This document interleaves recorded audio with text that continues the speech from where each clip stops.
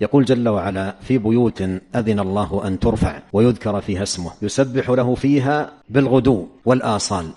رجال، يسبح له فيها بالغدو والآصال. هنا قوله والآصال تنتهي الآية، ثم تبدأ آية جديدة حسب طبعها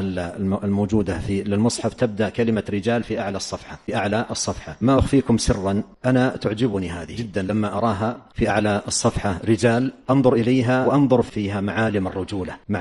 الرجولة في أبهى حللها وأجمل صفاتها رجال. ولهذا من يفتقد نفسه في المسجد في أوقات الصلوات الخمس التي بنيت هذه المساجد للرجال كما في الآية ليصلوا فيها الصلوات الخمس،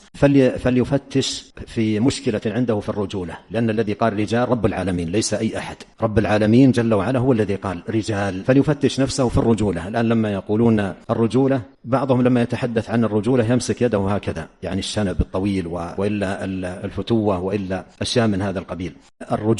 الرجولة بأبهى صورها وأتم حللها 5 صلوات في اليوم والليلة صفا إلى جنب الرجال في بيوت الله، يأتي ويصف معهم قائما بين يدي ربه سبحانه وتعالى يصلي هذه الصلوات ال5 التي كتبها الله سبحانه وتعالى على عباده. أما أن ينادى في المسجد حي على الصلاة حي على الفلاح ويسمع النداء ثم يجلس البيت يصلي مع المرأة،